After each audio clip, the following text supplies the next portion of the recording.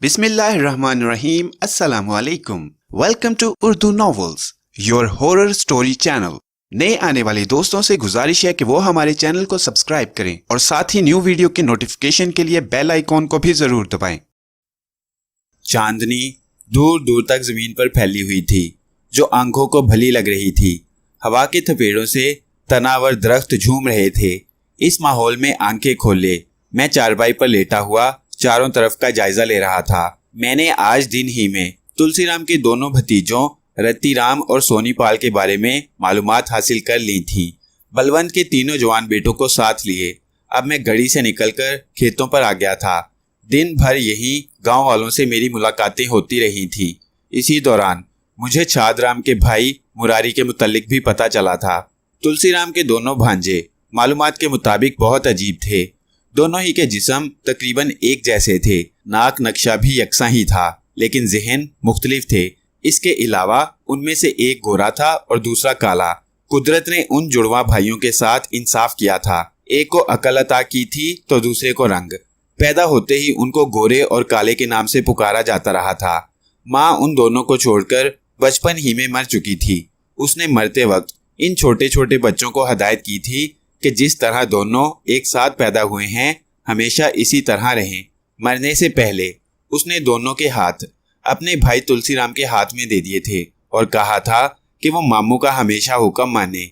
उनका अय्याश और नशेबाज शौहर गांव की एक लड़की को भगाकर किसी दूर दराज शहर में जा बसा था। उसके बारे में सुना गया था कि लड़की से वो पेशा कराता है। दोनों भाई बाप को भूलकर बस मामू के हो रहे थे। रत्तीराम खूबसूरत था और उसका रंग भी गोरा था, मगर खोपड़ी में दिमाग नाम की कोई शय नहीं थी। सोनीपाल रंग का काला जरूर था, मगर उसका दिमाग बहुत तेज था। थोड़ा पढ़ा लिखा कर तुलसीराम ने उन्हें काम पर लगा दिया था। सोनीपाल के सुपुर्द तुलसीराम के कारोबार का हिसाब किताब था और रत्तीराम अपनी मुमानी गोरानी का हाथ बटाता था। गोरानी के साथ वो घर के कामकाज में लगा रहता था। उन दोनों की माँ को मरे 15 साल हो चुके थे, मगर दोनों अपनी माँ की नसीहत पर अमल पैरा थे। वो कभी एक दूसरे से जुदा नहीं होते थे। सुबह ही सुबह जंगल जाना हो या रात के वक्त रामलीला देखनी हो, वो दोनों साथ रहते, बिल्कुल दिन रात की तरह। अगर कभी उनमें से कोई एक तन्हा दिखाई देता तो गांव वालों को जैसे फिक्र लाहिक हो जाती। वो अजराहे मजाक पूछते, अरे आज गोरा साथ नहीं है? कोई दूसरा शख्स मजाक में कहता, गोरे काले शादी करने के लिए एक ही घोड़े पर सवार होकर जाएंगे। गांव वालों के लिए दोनों भाई खिलौने थे। इन खिलौनों को तोड़ने से पहले मैं ये तस्दीक चाहता था कि वाकई उन्होंने पुलिस से मुखबरी की भी है या नहीं। नाहक उनका खून बहाना मुझे मंजूर नहीं था। मैं अभी इसी पर गौर कर रहा था कि बलवंत के बेटे सूबेदार ने मेरे हाथ में हुक्के की नैय थमा दी। लीजिए बापू, उसने कहा था। मैं कुछ बोले बगैर हुक्का गुड़गुड़ाने लगा। फिर कुछ देर बाद सूबेदार को मुखातिब किया, वो दोनों क्या कर रहे हैं? खिचड़ी पका रहे हैं कि तुलसीराम अपने बेटे नीताराम के साथ साथ उनकी शादी भी कर दे, सूबेदार ने जवाब दिया। फिर पूछा, हम खाना खाकर चल देंगे ना? कहाँ? मैंने चौंक कर पूछा। जवाब में सूबेदार के होंठ सख्ती से भिंच गए और जबड़े उभर आए। मुझे मेरी बात का जवाब मिल गया था। भाई के कत्ल का बदला लेने की बहुत जल्दी है क्या? मैंने सवालिया नजरों से उसे देखा। बापू, हम आपके रिहा होने ही का इंतजार कर रहे थे, सूबेदार की आवाज में सख्ती थी। रास्ते में उन दोनों को देखकर हमारी आंखों में खून उतर आता था। हमने बहुत बर्दाश्त किया, मगर अब हमारे सब्र का पैमाना भर चुका है। शाबाश बेटे, ये कहते हुए मैं उठ बैठा, मगर उन दोनों को खत्म करने से पहले मुझे एक बात का यकीन जरूर करना है। किस बात का यकीन बापू?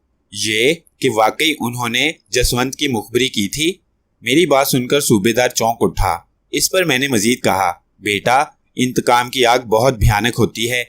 ये आदमी को अंधा और बहरा कर देती है, इसलिए उन दोनों पर हाथ उठाने से पहले यकीन कर लेना बेहतर है। लेकिन वो दोनों हमें क्यों बताने लगे कि उन्होंने मुखबरी की है? सूबेदार उलझे हुए लहजे में बोला, इसके लिए कोई ना कोई रास्ता तलाश करना पड़ेगा। मैं उसी पर गौर कर रहा हूँ। ये कहकर मैं सोचने लगा। फिर अचानक मेरे जहन में एक तदबीर आ गई और बोला, तुम एक काम करो कि छादराम के भाई मुरारी को बुला लाओ। उससे कहना कि बापू ने बुलाया है। अगर रूपा घर पर हो तो उसे भी साथ लेते आना।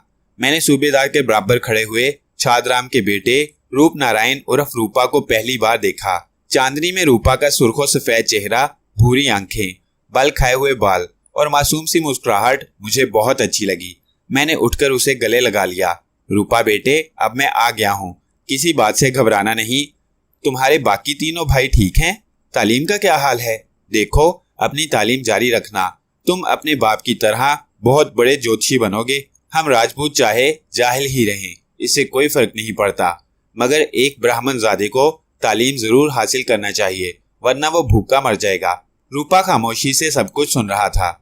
उसके चेहरे पर मेरे लिए मोहब्बत और अकीदत के तासुरात थे, यूं जैसे उसे मेरी सूरत में अपने बाप का चेहरा नजर आ रहा हो। बापू भी मुझसे बड़ा ज्योतिषी बनने को कहते थे, रूपा धीरे से बोला। उसी वक्त मुरारी आ गया। सलाम करके वो करीब बैठ गया और कहने लगा, आते ही मुझे याद किया ठाकुर? हाँ, तुमसे जरा गांव की खैर खबर मालूम करना थी।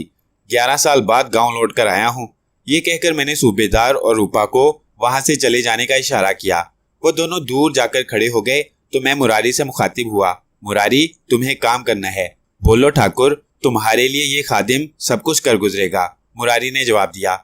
मैं ये मालूम करना चाहता हूँ कि मेरे भाई, भतीजे और बेटे की मुखबरी पुलिस से किसने की? पुलिस को किसने ये इतला दी कि वो लोग कहाँ छुपे हुए हैं? क्या पुलिस को ये इतला तुलसीराम के भांजों ने दी थी? मैं ये कहकर मुरारी के चेहरे का जायजा लेने लगा। मुझे भी यही मालूम हुआ है ठाकुर, लेकिन मुझे यकीनी इतला चाहिए। मैंने एक एक लफ्ज पर जोर देकर कहा। मैं सिर्फ सुनी सुनाई बातों पर यकीन करके उन दोनों लड़कों की लाशें गिराना नहीं चाहता। मुरारी मेरी बात सुनकर सोच में डूब गया। किस सोच में खो गए मुरारी? मैंने उसे खामोश देखकर टोका। मुझे दूसरे लोगों से पता चल गया था कि अपने बड़े भाई छादराम का हशर देखकर मुरारी तुलसीराम से 10 कदम दूर ही रहता था, क्योंकि उसे अपने और छादराम के कुंबे का गुजारा करना था। वो इसीलिए तुलसीराम के चक्कर में नहीं आना चाहता था। मैं हल तलाश कर रहा था ठाकुर, मुरारी ने शाने उचकाकर जवाब दिया। उन दोनों गोरे काले में रत्तीराम अहमक है।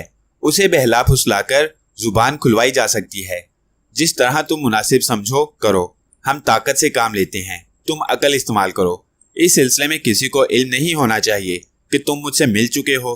पक्की बात हो जाए और तुम उस अहमक को फांसने की कोई तदबीर कर लो तो मुझे यहीं खेत पर आकर बता जाना। जब तक इस बात का फैसला नहीं हो जाता, मैं यहीं खेतों पर रहूंगा और अपने घर में कदम नहीं रखूंगा।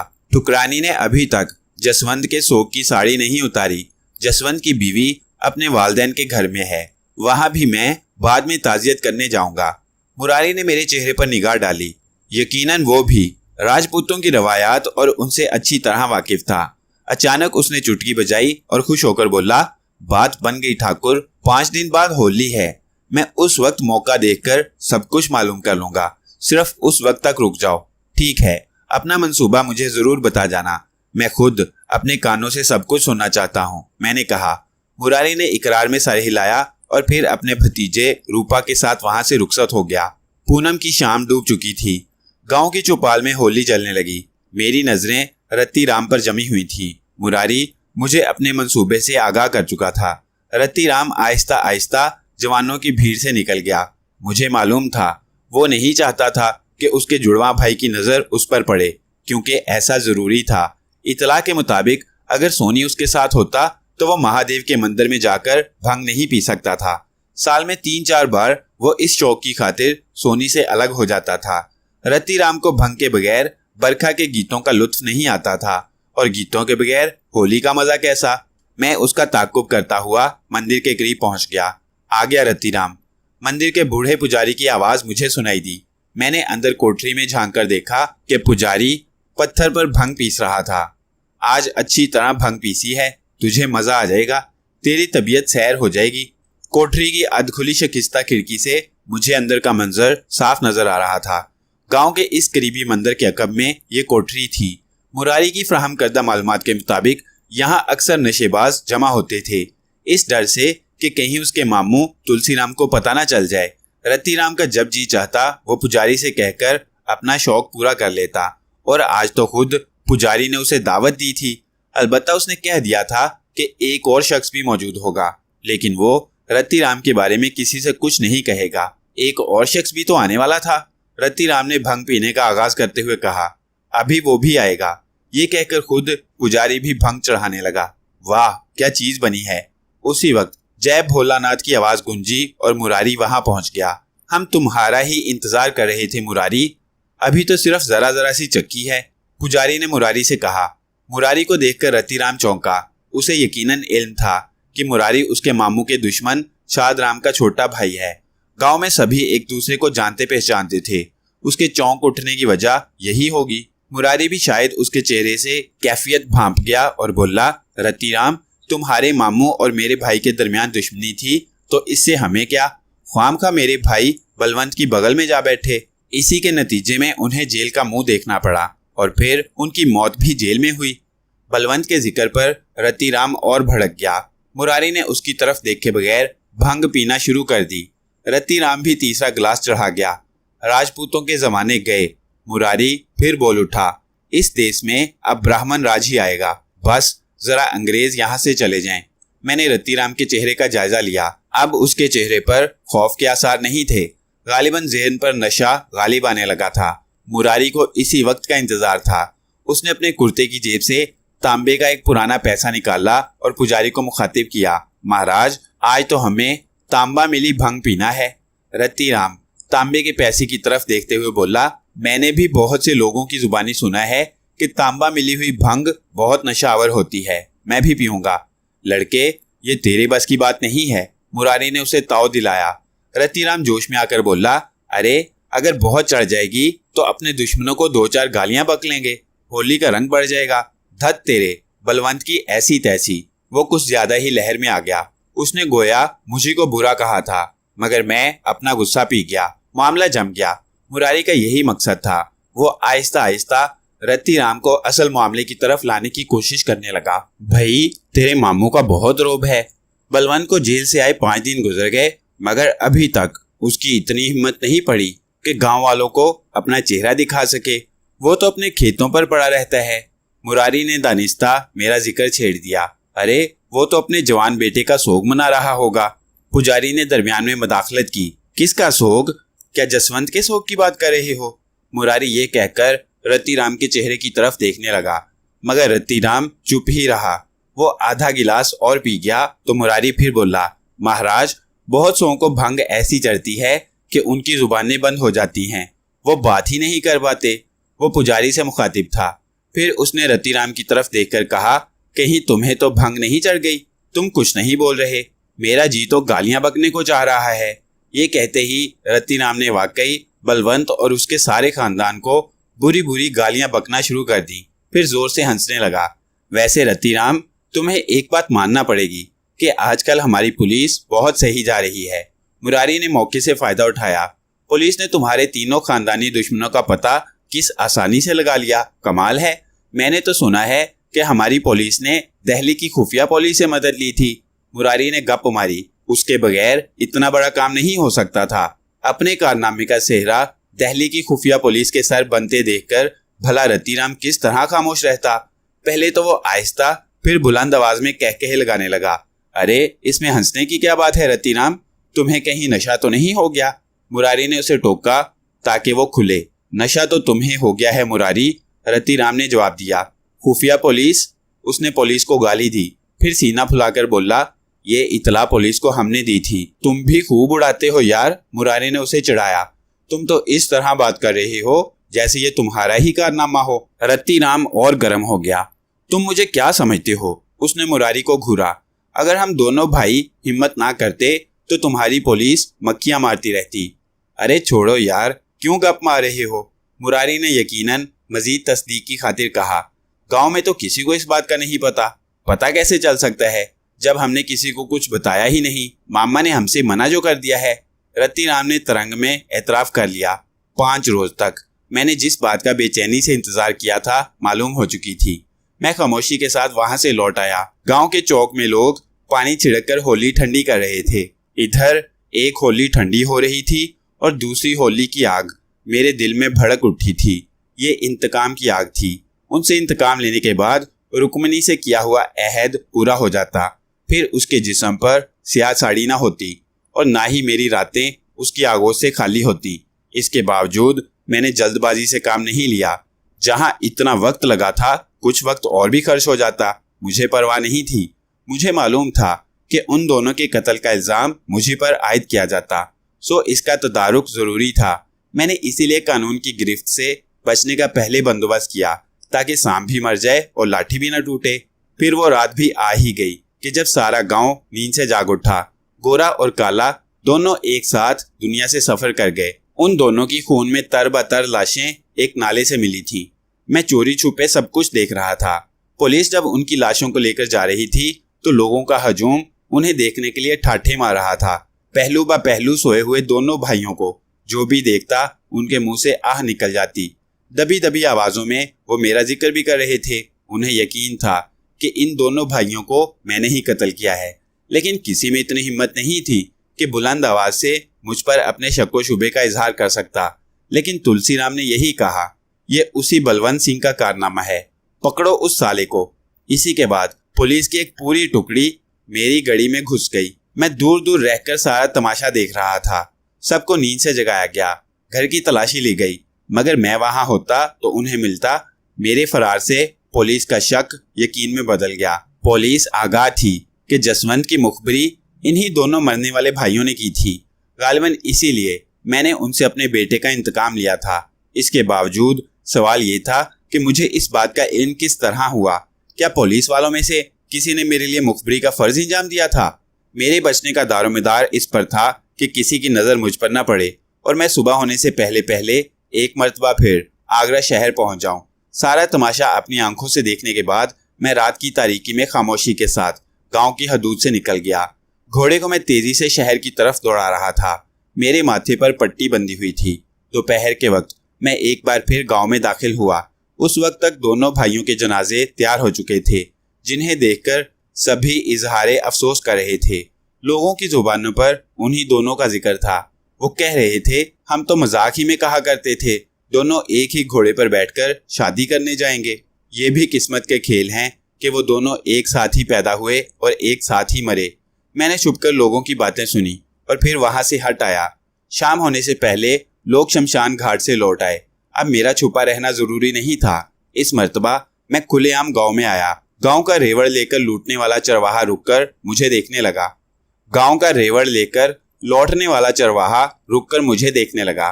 ठाकुर बलवंत सिंह, मैंने चरवाहे की हैरतज़दा आवाज सुनी। रास्ते से गुजरने वाले हर शख्स की निगाहें मुझ पर जम गईं। मैं बड़ी बेखौफी से घोड़े पर सवार आगे बढ़ रहा था। तंबाकू वाले की दुकान पर पहुंचकर मैंने घोड़ा रोक लिया। चाचा, 2 पैसे का तंबाकू देना, मैंने दुकानदार को मुखातिब किया। फिर घोड़े से उतर गया। बूढ़ा दुकानदार मुझे हैरत से देख रहा था। मुझे हुक्के की तंबाकू की पुड़िया थमाते हुए वो आखिर बोल ही उठा, ठाकुर, तुम्हें शायद कुछ खबर नहीं। किस बात की खबर चाचा? मैं तंबाकू की पुड़िया लेकर अनजान सा मन के बोला। रत्ती राम और सोनी पाल कत्ल हो गए। उन दोनों की लाशें गांव के करीबी नाले से मिली हैं। किसी ने बड़ी बेदर्दी के साथ उनकी गर्दनों पर छुरी फेरी है। जिस तरह मुसलमान बकरों को ज़िबा करते हैं, बिल्कुल उसी तरह गर्दनें आधी कटी हुई थीं। बूढ़े तंबाकू फरोश ने बताया। उसके लहजे में हिचकिचाहट थी और वो बगौर मेरे चेहरे को देख रहा था। वहां आसपास और जो दूसरे लोग मौजूद थे, उनकी नजरें भी मेरी ही तरफ उठी हुई थीं। उनके मामू तुलसीराम ही ने उन्हें मरवाया होगा, मैंने जवाब में सुकून के साथ कहा। किस बात पर भांजों से वो बिगड़ गया होगा? वो बड़ा फ्रॉड ब्राह्मण है। फिर मैंने अपनी बात का रद्द अमल देखे बगैर घोड़े पर बैठकर उसकी बाग खींची और गड़ी के रास्ते पर हो लिया। एक पुलिस अफसर ने तवक्को के मुताबिक मुझे रास्ते ही में रोक लिया। सारे गांव में मेरी आमद की खबर फैल चुकी थी। ठाकुर, थाने चलो, पुलिस इंस्पेक्टर ने मुझसे कहा। ख्वामखा आपने तकलीफ की। मैं हंसा।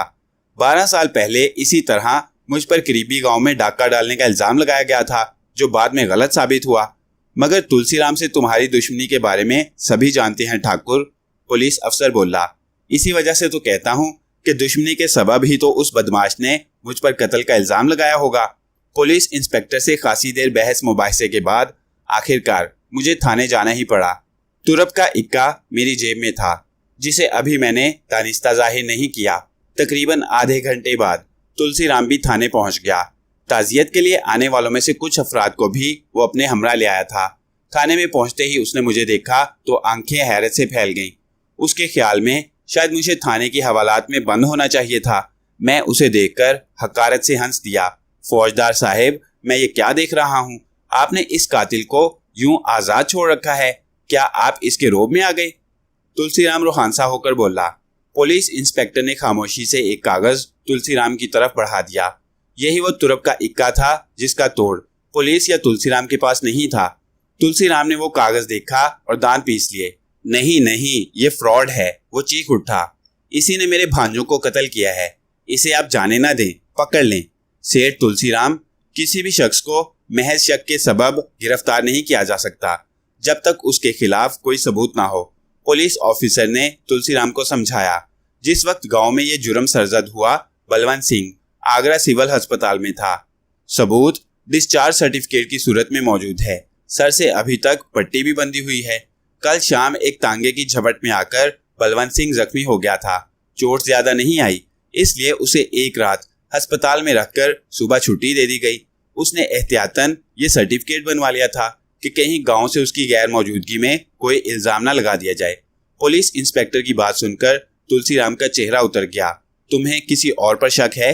पुलिस इंस्पेक्टर ने पूछा। तुलसीराम खामोश रहा तो वो फिर बोला, हो सकता है सूद के लेन देन में तुम्हारा किसी किसान से झगड़ा हो गया हो और उसने तुमसे इंतकाम लेने के लिए तुम्हारे भांजों को कत्ल कर दिया हो। नहीं नहीं, इस जालिम के सिवा कोई ये काम नहीं कर सकता। तुलसीराम ने फौरन जवाब दिया। मैं कुछ ना बोला और मुस्कुराते हुए खामोशी से तुलसीराम की बेबसी का तमाशा देखता रहा। मुझे कुछ बोलने की जरूरत भी नहीं थी। पुलिस इंस्पेक्टर खुद मेरी तरफ से बोल रहा था, फिर जब तक हमें असल मुजरिम नहीं मिलता तुम्हें इंतजार करना पड़ेगा। पुलिस इंस्पेक्टर की बात सुनकर तुलसीराम रोने लगा।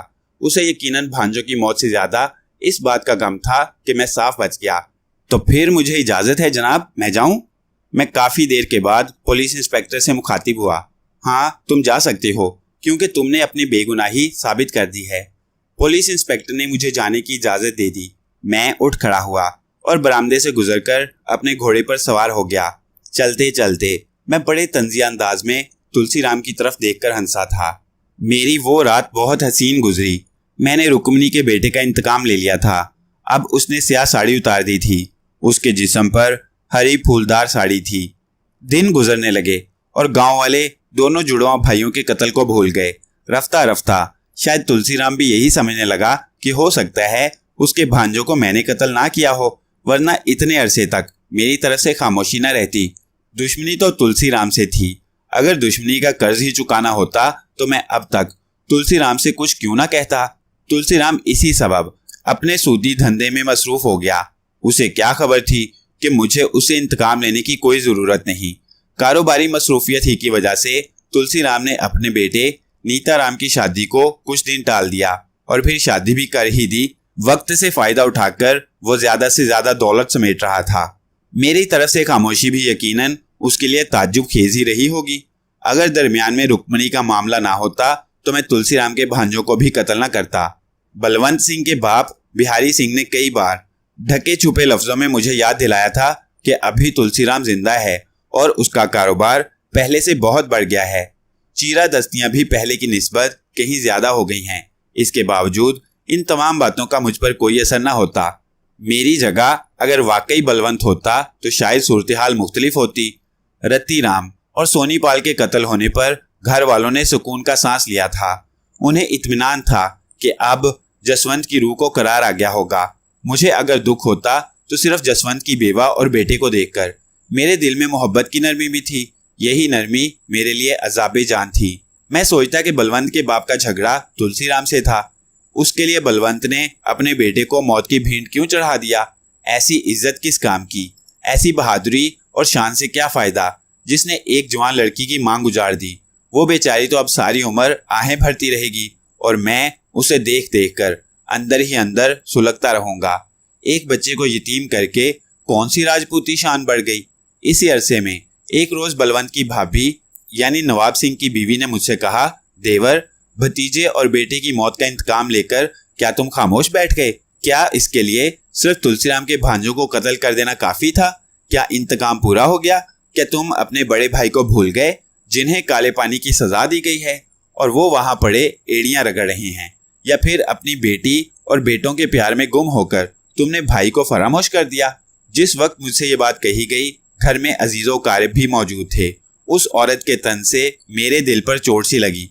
भाभी, अगर मैं अपनी जिंदगी के बदले भी बड़े भाई को काले पानी की सजा से बचा सकता तो कतई दरेग न करता। मुझे ये सौदा मंजूर होता। मैंने उस औरत को समझाया। मैं तुमसे तुम्हारे भाई की रिहाई के लिए नहीं कह रही, बलवंत की भाभी कहने लगी। तुम्हें खुद भी मालूम है कि उन्हें यह सख्त सजा क्यों मिली है और इसमें किसका हाथ है। सब जानते हैं कि इसका जिम्मेदार सिर्फ और सिर्फ तुलसीराम है। उसने पानी की तरह रुपया बहाकर झूठे गवाह पुलिस को फराहम किए ताकि तुम्हारे भाई को लंबी और सख्त सजा हो। बात को टालने के लिए अभी मैं कुछ कहने ही वाला था कि खिलाफे तवक्को रुक्मणी बोल उठी। ठाकुर, भाभी ठीक ही कह रही हैं। हमारा असल दुश्मन तुलसीराम है। जब तक वो जिंदा रहेगा हमारे दिलों को सुकून नहीं मिल सकेगा। उसी ने तो तुम्हें तबाह बर्बाद किया है। मैं समझ गया कि बलवंत के बाप और भाभी ने रुक्मणी के दिलो दिमाग में ये जहर भरा है। उन्होंने शायद अंदाजा लगा लिया था कि मैं रुक्मणी की बात नहीं टाल सकता। रात को मैंने रुक्मणी को समझाना चाहा, मगर जो खुद ही कुछ ना समझना चाहे उसे कौन समझा सकता है। नतीजतन उसकी मोहब्बत ने मुझे एक बार फिर आजमाइश में डाल दिया। अच्छी बात है, मैं बोला। अगर तुम यही चाहती हो तो आज से मैंने सब कुछ छोड़ा। औरत ही शायद मर्द की सबसे बड़ी कमजोरी है। वो मुझे इंतकाम की आग में झोंकने और खुद से जुदा करने पर आमादा हो गई थी। मेरा जी चाहा कि उसकी बाहें झटक दूं, लेकिन इतनी हिम्मत कहाँ से लाता। वो सिर्फ बलवंत की बीवी होती तो यकीनन मैं ऐसा कर गुजरता, मगर ऐसा नहीं था। वो तो मेरी महबूबा थी, सरिता थी, और अपनी महबूबा की बात कौन टाल सकता है। खुद फरामोशी के लम्हात में जाने कब मेरी जुबान पर पहली मर्तबा सरिता का नाम आ गया। मेरी जिंदगी, मेरी सरिता। रुक्मणी ने धीमी आवाज में पूछा, ठाकुर, ये सरिता कौन है? मैं चौंक उठा और संभल कर बोला, तुम ही हो, सब कुछ तुम ही हो। तुम्हारे 1000 नाम हैं। वो अजीब सी नजरों से देखने लगी। मेरे जवाब से यकीनन वो मुतमईन नहीं हुई थी। फिर भी उसने मजीद कुछ नहीं कहा। तुलसीराम को भी मैं इस तरह मानना चाहता था कि इल्जाम मुझ पर ना आए, लेकिन एक ही दाव हर मर्तबा कारगर साबित नहीं होता। मुझे किसी मुनासिब मौके की तलाश थी। अब मैं दोबारा घर से उठकर खेतों पर आ गया था। खेतों के किनारे चारपाई पर सोते सोते मैं अक्सर चौंक उठता। मेरी आंख खुल जाती तो मैं देर तक चंबल की तरफ से आती गरजती हुई हवाओं के शोर को सुनता रहता।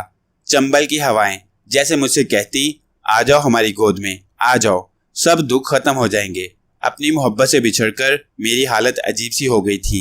मेरी रूह को किसी तरह करार नहीं था। मैं चंबल के गारों में अकेला भटकता फिरता। तेज आवाज से बहता हुआ दरियाए चंबल, दूर तक फैले हुए तंग तारीख और कुशादा गार मुमकिन है मेरी रूह को सुकून दे सके। मैं सोचता और तुलसीराम को रास्ते से हटाने के लिए नए नए मंसूबे बनाता रहता। फिर जून का महीना शुरू हो गया। इस बार बारिश जल्दी शुरू हो गई। चंबल जैसे जवान हो गया। मैंने सारी तैयारियां मुकम्मल कर ली। मंसूबा बनाते हुए इस इम्कान को भी मैंने नज़रअंदाज नहीं किया था कि तुलसीराम को कत्ल करने के बाद मुझे राह फरार इख्तियार करना पड़े। ऐसी सूरत में चंबल के गार ही मुझे पनाह दे सकते थे। अब मैं किसी सूरत पुलिस के हत्थे चढ़ना नहीं चाहता था। इसी घर से मैंने हथियार, कारतूस और साथ ही सब कुछ जमा कर लिया था। अब सिर्फ दिन का तयन करना बाकी था। इसी दौरान मुझे इत्तला मिली कि तुलसीराम के बेटे नीताराम की बीवी मां बन गई है। मैंने सोचा ऐसे में तुलसीराम बहुत खुश होगा। वो अपने पोते का चेहरा देखने के लिए बेताब होगा। मैं सोचने लगा कि उसे कहाँ घेरा जाए। कुदरत ने मुझे यह मौका भी फराहम कर दिया। मैंने उस रास्ते का अच्छी तरह जायजा लिया जिससे तुलसीराम को गुजरना था और मेरा दिल खुशी से धड़क उठा। उस रास्ते में एक जगह दलदल थी। अगर किसी तरह तुलसीराम को दलदल की तरफ रगीद दिया जाता तो उसकी मौत हादसा कहलाती। मुझ पर उसके कत्ल का इल्जाम न आता। हर पूनम की रात तुलसीराम देवी के मंदिर में पूजा करने जाता था। आखिर उसकी मौत का मंसूबा मुकम्मल हो गया। दरमियान में सिर्फ 2 दिन बाकी थे। उस रात आसमान पर चमकते हुए चांद की जानिब देखते हुए मैं एक दरख्त की आड़ में खड़ा हुआ था। मेरी नजरें बेचैनी से उस रास्ते पर जमी हुई थी जो देवी के मंदिर से वहां तक आता था। मेरे दोनों शानों पर कारतूसों की बेल्टें पड़ी हुई थी और एक हाथ में राइफल थी। बलवंत के 3 बेटे और 4 साथी कुछ फासले पर झाड़ियों की आड़ में छुपे हुए थे। मैं खुद तुलसीराम को घेरकर दलदल में गिराना चाहता था, क्योंकि अंदाजे की जरा सी भी गलती खुद घेरने वाले को मौत से हमकिनार कर सकती थी। वो खुद दलदल में जा गिरता। मुझे ये इतला मिल चुकी थी कि तुलसीराम अपने मुलाजिम को साथ लेकर पूजा के लिए रवाना हो गया है। मैं ऐसी जगह छुपा हुआ था कि जैसे ही तुलसीराम वहां तक पहुंचे उसे दलदल की तरफ हाँक दूं। जगह ऐसी थी कि आने जाने वालों की नजर मुझ पर न पड़ती। कुछ ही देर में 2 आदमी आते दिखाई दिए। मैं संभल कर खड़ा हो गया। चांदनी में तुलसीराम का हैवला मुझे दूर ही से साफ दिखाई दे रहा था। इसका हर कदम मौत की जानिब उठ रहा है। मैं बुड़बुड़ाया। तुलसीराम अब अपनी हिफाजत के लिए सिर्फ एक शख्स को साथ रखता था। उसकी दानिश में अब अदावत ठंडी पड़ चुकी थी। फिर इतलात के मुताबिक उसके पास भरा हुआ पिस्तौल भी रहता था, इसलिए वो बेफिक्र था। तुलसीराम के साथ जो शख्स था उसके एक हाथ में लाठी थी और दूसरे में देवी के प्रसाद का थाल। तुलसीराम को पता भी ना चला कि उसके साथ चलने वाले शख्स पर कब पीछे से एक जरब लगी। तुलसीराम उस वक्त चौंका जब वो शख्स राइफल की जोरदार जरब खाकर जमीन पर गिर रहा था। उसने एकदम पीछे मुड़कर देखा। 3-4 मुसल्लह अफराद को देखकर उसके पांव कांपने लगे। अचानक उसने एक तरफ दौड़ लगा दी। दौड़ते हुए वो अपनी कमर से बंधा हुआ पिस्तौल निकालने की कोशिश भी करने लगा। उसी वक्त उसे अपनी मुखालिफ सिमत से मौत का फरिश्ता यानी मैं अपनी तरफ बढ़ता नजर आया। मेरे हाथ में राइफल थी जिसकी नाल तुलसीराम की तरफ उठी हुई थी। उसका वो हाथ एक झटके से नीचे आ रहा जिससे वो पिस्तौल निकालने की कोशिश कर रहा था। कहाँ भाग रहा है कुत्ते? मैं दांत पीस कर बोला। मुझे उस पर गुस्सा यूं था कि वही रुकमनी और मेरे दरमियान दीवार बन गया था। यही तो हिसाब बराबर करने का वक्त है। इसी दौरान खट की आवाज के साथ पिस्तौल तुलसीराम की कमर से फिसलकर नीचे गिरा। जिस पेटी से पिस्तौल बंधा था वो पिस्तौल निकालने की कोशिश में गालिबन ढीली पड़ चुकी थी। मैंने तुलसीराम को यह मौका नहीं दिया कि वो झुककर पिस्तौल उठा सके। जमीन पर पिस्तौल के गिरते ही मैंने ठोकर मारकर उसे दूर फेंक दिया। तुलसीराम ने मौत को सामने देखकर जान बचाने की एक और कोशिश की। वो फिर भाग खड़ा हुआ। यही एक सिमत ऐसी थी जो मैंने दानिस्ता खुली रखी थी। उस तरफ मैंने अपने किसी आदमी को दानिस्ता खड़ा नहीं किया था। तुलसीराम तेजी के साथ अपनी मौत से करीब होने लगा। मेरा कहकहा उसका पीछा कर रहा था। जरा ही देर के बाद तुलसीराम के मुंह से चीख निकली जो मेरे लिए गैर मुतवक्का नहीं थी। मेरा मंसूबा कामयाबी से हमकिनार हो चुका था। मैं उसकी तरफ दौड़ा। मैंने देखा कि तुलसीराम का जिस्म इस तरह बल खा रहा था जैसे उसे सांप ने डस लिया हो, लेकिन हकीकत कुछ और ही थी जिससे मैं अच्छी तरह वाकिफ था। तुलसीराम के पांव दलदल में फंस गए थे। वो दलदल से निकलने के लिए जिस कदर हाथ पांव मार रहा था उसी कदर दलदल में धंसता चला जा रहा था। मैं फिर जोर से हंस पड़ा और उससे कहा, तुलसी, आज तकदीर तुझसे रूठ चुकी है। तू खुद अपने गुनाहों की दलदल में धंसता चला जा रहा है। किसी खौफनाक अफरीद के जबड़ों की तरह दलदल तुलसीराम के जानदार जिस्म को निगल रही थी। उसका जिस्म अब कमर तक दलदल में धंस चुका था। मौत के खौफ से तुलसीराम चीख उठा। उसका चेहरा पसीने में डूबा हुआ था। सीना धौंकनी की तरह चल रहा था। नथने फूल पिचक रहे थे। आंखों से आंसू बह रहे थे। वो फिजा में इस तरह हाथ पांव चला रहा था जैसे हवाओं को पकड़ने की कोशिश कर रहा हो। मैंने उसे फिर मुखातिब किया, धरती तुझे निगलना चाहती है तुलसी। अब तुझे कोई नहीं बचा सकता, इसलिए खामोशी से धरती के अंदर उतर जा, हमेशा के लिए। इसी अरसे में मेरे साथी भी वहां तक पहुंच गए जहां तुलसीराम दलदल में फंसा हुआ था। लोगों को खुद से इतने करीब देखकर तुलसीराम हार मानने वाले अंदाज में उनकी तरफ हाथ फैलाकर गिड़गिड़ाने लगा। भगवान के लिए मुझे बचा लो, मैं अपनी सारी दौलत तुम्हें दे दूंगा, सारी जमीन जायदाद तुम्हारे नाम कर दूंगा। जब मेरा कोई भी साथी जवाब में कुछ ना बोला तो उसने मेरी तरफ हाथ बढ़ाया और गिड़गिड़ाया, ठाकुर, मुझे बाहर निकालो, मैं तुम्हारा गुलाम बन के रहूंगा और गांव की चौधराहट तुम्हारे बाप ही के पास रहने दूंगा, बल्कि मैं ये गांव छोड़कर ही चला जाऊंगा। लेकिन मुझे बचा लो ठाकुर, मुझे बचा लो, मुझे जिंदा रहने दो। तुलसीराम की सिसकियां गूंजने लगी। तुलसीराम की सिसकियां गूंजने लगी। उसका चेहरा पसीने और आंसुओं में भीगा हुआ था। मौत के खौफ ने उसके चेहरे को इंतहाई खौफनाक बना दिया था। उसकी आंखें हलकों से उबली पड़ रही थी। अब वक्त गुजर चुका है तुलसी, मैंने हकारत के साथ जवाब दिया। गांव में अब तक रहते हुए मुझे उसकी एक एक कमीनगी का इल्म हो चुका था। अपनी बात जारी रखते हुए मैंने मजीद कहा, मुझे जेल भेजकर तू खुश हो रहा था। मेरा बेटा और भतीजा पुलिस की गोली से मारे गए तो इस खुशी में तूने लोगों की दावत की। मेरे भाई को तूने काले पानी की सजा दिलवा दी। क्या तू ये सारी बातें भूल गया तुलसी? उस अय्यार आदमजाद की बेबसी मेरे लिए बाइसे मुसर्रत थी। मेरे गुनाह माफ कर दे ठाकुर, माफ कर दे। तू चाहे मेरा सब कुछ ले ले, मगर मेरा हाथ थाम ले ठाकुर, मेरा हाथ थाम ले।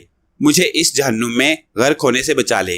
तुलसीराम के रोने, गिड़गिड़ाने और आजी करने से फिजा गूंज रही थी। अब वो सीने तक दलदल में धंस चुका था। उसी लम्हे जैसे कोई मेरे अंदर से बोला, अली अलीश, तेरी इस आदमजात से क्या दुश्मनी है? इसकी दुश्मनी तो बलवंत से है। मुझ पर खैर के जज्बात गालिब आने लगे। बेख्तियार मैं चंद कदम आगे बढ़ा और एक पत्थर पर पांव रखकर खड़ा हो गया। मैं सोच रहा था कि इस शख्स को जीने का मौका मिल जाए तो ये शैतान से यकीनन इंसान बन सकता है। ये देखते ही तुलसीराम ने फिर बमुश्किल मेरी तरफ हाथ बढ़ाया।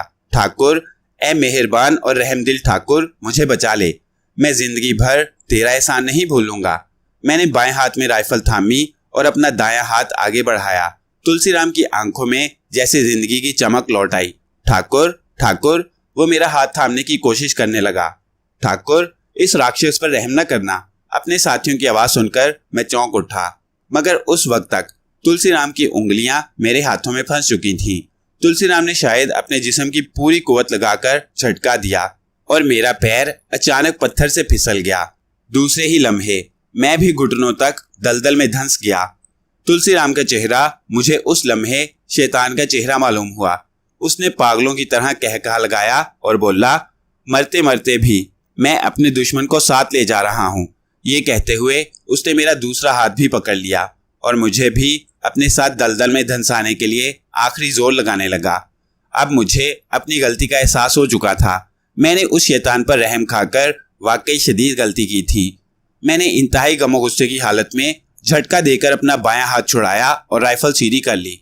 फिर इससे पहले कि तुलसीराम झटका खाकर राइफल की नाल का रुख अपनी तरफ से फेर देता, ट्रैगर दब गया। एक धमाका हुआ और राइफल की गोली तुलसीराम के जबड़े में घुस गई। उसका मुंह फट गया और आंखें फैल गईं। उसके हाथ से मेरा दायां हाथ भी छूट गया। चंद ही लम्हे बाद उसके जिस्म को दलदल ने निगल लिया। मेरे साथियों ने जोर लगाकर मुझे दलदल से बाहर खींच दिया। मैं चंद लम्हे दलदल की सतह पर उभरते हुए बुलबुलों को देखता रहा, फिर दलदल की तरफ नफरत से थूक दिया। मुझे इस पर सख्त मलाल था कि एक हादसाती मौत कत्ल में बदल चुकी थी। इसके बावजूद मुझे ये इत्मीनान था कि तुलसीराम की लाश दलदल ने निगल ली थी। जब तक तुलसीराम की लाश ना मिल जाती, मुझ पर कत्ल का इल्जाम साबित ना होता। फिर भी एहतियात जरूरी थी। सो इसी ख्याल से मैंने अपने साथियों को चंबल के गारों में छुप जाने की हदायत की और खुद गांव की तरफ चल दिया। मैं अपने दुश्मनों की तरफ से गाफिल रहना नहीं चाहता था। मुझे अंदेशा था कि वो तुलसीराम की लाश का सुराग ना लगा ले। मेरे मुस्तकबिल का इन्हिसार इसी पर था। मैं छुपता छुपाता तुलसीराम की हवेली तक पहुंच गया। वहां रोशनी देखकर मैं समझ गया कि जाग हो गई है। मैं मजीद चौकन्ना हो गया। जरा ही देर के बाद मुझे हवेली का दरवाजा खुलने की आवाज सुनाई दी। तुलसीराम के बेटे नीताराम को मैंने बाहर निकलते देखा। उसके साथ 2 मुलाजमीन भी थे। उन्हीं में से एक के पास लालटेन थी। वो एक तरफ चल दिए तो मैं भी खामोशी से उनका ताकुब करने लगा। नीताराम का सफर पुलिस थाने पर खत्म हुआ।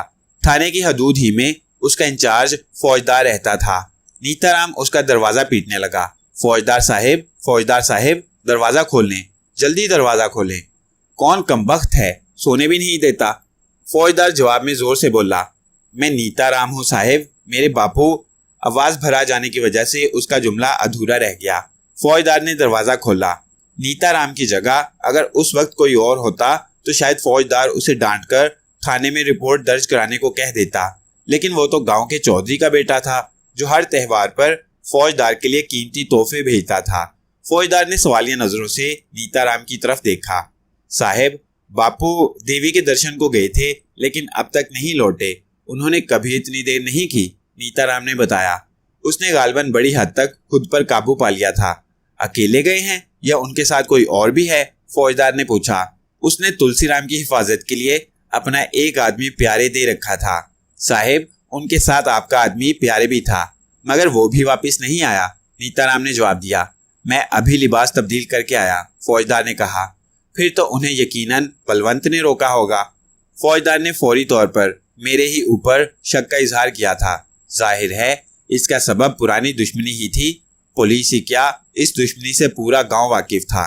कुछ ही देर के बाद फौजदार ने थाने से अपने हमरा 3-4 मुसल्ला सिपाही लिए और तुलसीराम की तलाश में रवाना हो गया।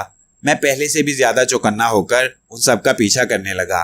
आसमान पर बादल घिर आए थे, जिनके पीछे छुपा हुआ चांद कभी कभी दरमियान से बादलों की नकाब उठाकर जमीन की तरफ देखता और फिर छुप जाता। इससे मुझे ताकुब में और आसानी हो रही थी। आगे आगे टॉर्च जलाए हुए चलने वाला सिपाही अचानक रुक गया। टॉर्च का दायरा गीली मिट्टी पर पड़ा था। वहां सभी को घोड़े की नाल के ताजा निशान नजर आ चुके थे। सबकी नजरें वहीं जमी हुई थी। इन्हीं निशानात के दरमियान कुछ लोगों के कदमों के निशानात भी नजर आ रहे थे। कुछ ही फासले पर वहां कोई शख्स जमीन पर पड़ा था। सब लोग दौड़कर वहां पहुंचे और फिर नीताराम तकरीबन चीख उठा, अरे ये तो प्यारे है।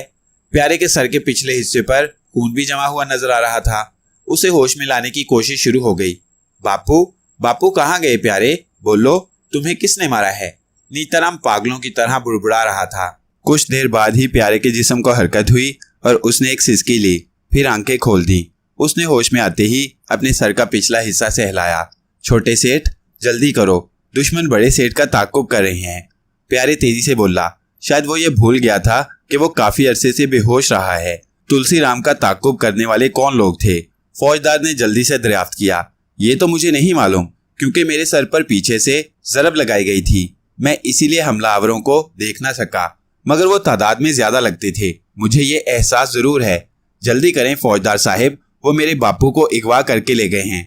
वो उनका बुरा हाल कर देंगे। नीताराम की घबराई हुई आवाज आई। फिर कदमों के निशानात का जायजा लेते हुए वो लोग दलदल तक भी पहुंच गए। वहां जिद्दोजहद के आसार तो नजर आए, मगर तुलसीराम कहाँ गया, इस सवाल का जवाब किसी के पास नहीं था। नीताराम की बुरी हालत थी। फौजदार ने उसे तसल्ली दी, तुम घर जाओ, अभी किसी से कुछ ना कहना, मैं बलवंत की गड़ी जा रहा हूँ। नीताराम रोने लगा। फौजदार सिपाहियों को अपने साथ लेकर वहां से चल पड़ा। मैं अब भी कुछ फासले से उसके ताकुब में था। वो सीधा बलवंत की गड़ी पहुंचा और सदर दरवाजे पर जोर से दस्तक दी। बलवंत का बाप शायद इसी इंतजार में जाग रहा था। उसे यकीन हो गया कि सुबह होते होते पुलिस गड़ी जरूर पहुंच जाएगी। जरा ही देर बाद उसकी आवाज आई और उसने पूछा, कौन है? फौजदार की आवाज। जवाब में सुनकर उसने दरवाजा खोल दिया। बलवंत सिंह घर में है? फौजदार ने सवाल किया। कोई काम है उसे? बहारी सिंह अनजान बन गया। तुलसीराम गायब है, फौजदार ने बताया। उसके मुहाफिज को भी किसी ने जख्मी कर दिया है। तुलसीराम के बेटे ने रिपोर्ट की है कि उसे बलवंत पर शक है। बलवंत है कहाँ? वो आजकल खेतों पर होता है, बहारी सिंह ने बड़े इत्मीनान से जवाब दिया। इसी दौरान मुझे रुक्मणी भी नजर आ गई। उसके चेहरे से भी सुकून का इजहार हो रहा था। इस सुकून की वजह जाहिर है यही होगी कि उसका शौहर और बेटे पुलिस के हत्थे नहीं चढ़ सके। फौजदार ने उससे पूछा, तुम्हारे बेटे कहाँ हैं? वो भी ठाकुर के साथ खेतों पर सोते हैं। रुक्मिणी ने धीमी और पुरसुकून आवाज में जवाब दिया। मैं समझा था झगड़ा खत्म हो चुका है, वैसे ये हुआ बहुत बुरा। फौजदार ने बहारी सिंह को घूरते हुए कहा। फौजदार साहब, रुक्मिणी बोल उठी, मेरी तरफ से तुलसीराम के घर ताजियत कर देना। हालांकि जब मेरे बेटे जसवंत को पुलिस की गोली लगी तो कोई ताजियत करने वाला नहीं आया, मगर अपना अपना ज़रफ है, हम उन जैसे नहीं। रुक्मिणी की आवाज में गहरा तंज था और लहजे में नश्तर की सी काट थी। मैं इसके बाद खामोशी से लौट आया। फिर दूसरे ही रोज वो खतरा सामने आ गया जिसका मुझे अंदेशा था। तेज धूप पड़ी और दलदल कुछ सूखी तो तुलसीराम के एक हाथ का पंजा बाहर नजर आने लगा और इस तरह लाश का पता चल गया। जब तुलसीराम की लाश दलदल से निकाली जा रही थी तो मैं भी करीब ही एक दरख्त की आड़ में छुपा हुआ सारा तमाशा खुद अपनी आंखों से देख रहा था। सारा गांव उसे देखने जमा हो गया था। आगरे से पुलिस चीफ भी आया था। लोग चहमगोइयां कर रहे थे कि बलवंत ने तुलसीराम को मारने के लिए दलदल का सहारा क्यों लिया, या फिर तुलसीराम फरार की कोशिश में खुद दलदल के अंदर जा गिरा था। लाश दलदल से बाहर निकाली गई जो बुरी तरह फूल चुकी थी। लाश के चेहरे से कीचड़ साफ की गई तो मुंह में भी कीचड़ भरी देखकर सब इस इबरतनाक मौत पर इजहार अफसोस करने लगे। जख्मी जबड़े ने यह राज भी खोल दिया कि उसे गोली मारकर कत्ल किया गया था। ये सोचकर मेरा दिल बैठ गया कि अब फरार के सिवा कोई रास्ता नहीं। अब गांव वापसी मुमकिन नहीं रही थी। इसका मतलब ये था कि मैं अब रुक्मिणी से बिछड़ गया था। अगर वो मौत हादसाती होती तो यकीनन मुझे फरार होने की जरूरत नहीं थी। अगर रुक्मिणी की याद मेरे पाँव की जंजीर ना बन जाती, मुझे अगर उससे मिलने की आस ना होती, तो मैं बलवंत के जिस्म को छोड़कर कहीं और चला जाता, किसी भी और जिस्म को अपनी पनाहगाह बना लेता। सो इसी उम्मीद पर मैंने उस गांव के करीब करीब ही रूपोश होने को तरजीह दी। इसके लिए चंबल के गार निहायत मुनासिब थे। उन गारों की भूल भुलैयों में पुलिस कभी मुझ पर हाथ न डाल पाती। सो मैंने उन्हीं को अपना ठिकाना बनाने का फैसला किया। जब मैंने अपने साथियों को इस फैसले से आगाह किया तो उधेड़ उमर राजपूत मोती बोला, ठाकुर, गारों में रूपोश होने से पहले जरूरी है कि खाने पीने का कुछ बंदोबस्त कर लिया जाए। क्यों, क्या बहुत भूख लग रही है मोती? मैं कुछ सोचते हुए बोला। रंजीत सिंह के जिस्म में रहकर मैंने जो तजुर्बा हासिल किया था वो काम आने लगा। कुछ तवक्कुफ से मैंने इसीलिए कहा, कुछ राइफलें, कारतूस और घोड़े हमें कहीं न कहीं से हर हाल में जल्द अज जल्द हासिल करना है। बराबर वाले गांव की सराय में तुम्हारी कोई जान पहचान वाला है मोती? आदमी एतमाद का होना जरूरी है तो सही एक, मोती ने जवाब दिया। उसका नाम बांके है और वो स्मगलिंग का धंधा करता है। कहें तो उसे देखूं। फिलहाल हम यही पड़ाव डाल लेते हैं, हो सके तो तुम उसे अपने साथ लेते आओ, मगर देखना ज्यादा वक्त नहीं लगना चाहिए। हमें जल्द से जल्द गारों में छुपना है। मोती 1 घंटे से पहले ही वापस आ गया। उसके साथ बांके भी था। कुछ देर तक मैं बगौर उसका जायजा लेता रहा। बांके इस बात से लाइल्म था कि सामने खड़ा हुआ शख्स बलवंत है। फिर भी मैंने उसके चेहरे पर मरऊब होने के असरात देखे। हमें राइफल और कारतूस दरकार हैं। मैंने उसे पहली बार बारोब आवाज में मुखातिब किया। माल तो दे सकता हूँ, मगर उसकी फराहमी में 2 दिन लगेंगे। पैसे नकद लाओ और माल ले जाओ। बांके ने नजरें नीची करके जवाब दिया, बेहतर है, परसों अंधेरा फैलते ही यहाँ आ जाना। मुझे भी नकद सौदा पसंद है, मैं बोला। बेईमानी करने वाले के लिए मेरी राइफल फौरन शोले उगलने लगती है। मैं उधार सौदा नहीं करता। मेरी आवाज में गरज थी। बांके रुखसत हो गया तो मैं अपने साथियों के हमरा गारों में दाखिल हो गया। दूसरे दिन शाम को खेड़ा राठौर गांव से 8 मील दूर एक गांव के जिम्मेदार को मैंने अपना पहला निशाना बनाया। उसके मुतालिक जरूरी मालूमात मोती ने फराहम की थी। अगले रोज बांके से असलहा खरीदना था, इसलिए मुझे रुपयों की जरूरत थी। पहले डाके का माल समेटकर जाते हुए मैंने पैगाम छोड़ा कि अगर तुलसीराम के बेटे नीताराम को अपनी जान प्यारी हो तो गांव छोड़कर चला जाए। पुलिस के चक्कर में पड़ा तो मैं उसके पूरे खानदान को ठिकाने लगा दूंगा। मैंने जिम्मेदार को ताकीद की कि ये पैगाम खेड़ा राठौर गांव में नीताराम तक जरूर पहुंचा दिया जाए। फिर मुझे इतला मिली कि आगरा पुलिस होशियार हो गई है। वो इब्तदा ही में मुझे दबा देना चाहती थी। उसे इल्म नहीं था कि उसके मुकाबिल एक तजुर्बेकार डाकू है। मेरी जगह अगर वाकई बलवंत होता तो शायद सहम कर बैठ जाता। मालूम हुआ कि पुलिस चीफ ने पूरी पलटन को इसी काम पर लगा दिया है। उसका हुक्म था कि गांव गांव घूमो और बलवंत सिंह को जिंदा या मुर्दा हाजिर करो। मैं हार मानने वाला कब था? रुक्मणी मुझे याद आ रही थी। उसे देखे कई दिन हो चुके थे। शाम का वक्त था। मैंने अपने साथियों से कहा कि वो गारों के करीब ही रुककर मेरा इंतजार करें। सूरज डूबने से पहले ही वापस आ जाऊंगा। लेकिन बापू, आप कहाँ जा रहे हैं? सूबेदार ने पूछा। तुम्हारी माँ से मिलने। मैंने उससे असल बात नहीं छुपाई। उसे तसल्ली देनी है कि हम सब खैरियत से हैं। ये बहुत खतरनाक है सरदार, मोती बोल उठा। हमने जो रास्ता इख्तियार किया है मोती, उसमें तो कदम कदम पर खतरा है, फिर क्या डरना, मैं बोला। मोती खामोश हो गया और मैं वहां से चल दिया। मेरे नजदीक उन गारों में रूपोश होने का फायदा ही क्या था? अगर मैं रुक्मणी से ना मिल पाता, छुपता छुपाता, आखिर मैं गड़ी की अकबी दीवार फांदकर अंदर पहुंच ही गया। मुझे इस तरह घर में दाखिल होते देखकर सभी हैरान रह गए। ठुकरानी, अंदर कमरे में चलो, मुझे तुमसे कुछ जरूरी बात करनी है।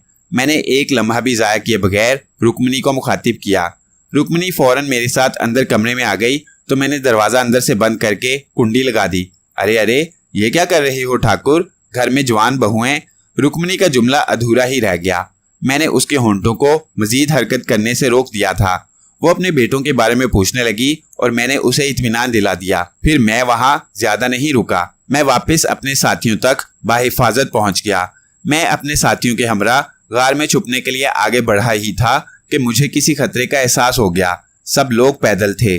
ठहरो, अचानक मैंने अपने साथियों को मुखातिब किया। मेरे साथियों के बढ़ते हुए कदम रुक गए। मुझे तकरीबन 50 गज के फासले पर दरख्तों की आड़ में कुछ साए से हरकत करते नजर आए थे। मुझे शक हुआ कि वो पुलिस वाले ही हो सकते हैं। मैंने अपनी राइफल की नाल दरख्तों की तरफ करके फायर किया। दूसरी जानिब से फौरन जवाबी फायर किया गया। पुलिस से ये मेरा पहला मुकाबला था। मेरे साथियों ने फौरन पत्थरों की आड़ ली और फिर फायरिंग का तबादला शुरू हो गया। निस्फ घंटे तक ये मुकाबला जारी रहा। सूरज गुरूब हो गया, लेकिन कुछ देर तक अंधेरे में भी फायरिंग की आवाजें गूंजती रहीं। मेरे साथियों में से किसी को कोई नुकसान नहीं पहुंचा। पुलिस अंधेरे में ठोकरें खाती रही और मैं अपने साथियों को लेकर गारों में रूपोश हो गया। ये सोचकर कि पुलिस ने मेरी भूस सूंघ ली है और अब मेरे पीछे लग चुकी है, मैं चौकन्ना हो गया। मैंने पुलिस से मुकाबला करने के लिए अपने गिरोह में इजाफा शुरू कर दिया। राइफलों और कारतूसों के मुंह मांगे दाम देकर मैं उन्हें खरीदने लगा। 6 महीने के मुख्तसर अरसे ही में पूरे आगरा जिला में मेरा सिक्का बैठ गया। मुझे इतलात मिलती रहती थी कि पुलिस मुझसे तंग आ चुकी है। गुजरे हुए महीनों में कई रातें मैंने रुक्मणी के साथ गुजारी थी। मेरे साथी मुझे मना भी करते कि मैं गांव जाने का खतरा मोल ना लूं। इसके बावजूद महीने में कम से कम एक चक्कर तो लगा ही लेता। इसके बगैर मेरा गुजारा भी कब था। अगर मुझे रुक्मणी से ही बिछड़ के रहना था, उसी के कुर्ब को तरसना था, तो फिर बलवंत के जिस्म में रहने की क्या जरूरत थी। रुक्मणी हर मर्तबा मुझसे कहती कि आप मेरी खातिर क्यों अपनी जान को खतरे में डालते हैं। मैं जवाब देता, ए जान, ये जान तुम्हारी ही तो है, अगर ये चली भी गई तो क्या।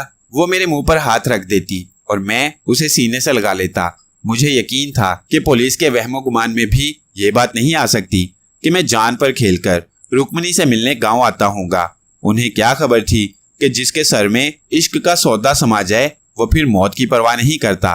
पुलिस वालों को मैं कुत्तों के नाम से याद करता और जिस गांव में भी डाका डालता लोगों को तंबीह कर देता कि खबरदार, जो कुत्तों को खबर दी। मैं धमकी देता कि अगर पुलिस को डाके की इतला दी गई तो सारे गांव को फूंक दूंगा और मुखबिरी करने वाले को कुत्ते की मौत मारूंगा। गांव वालों की जुबानों पर ताले पड़ जाते।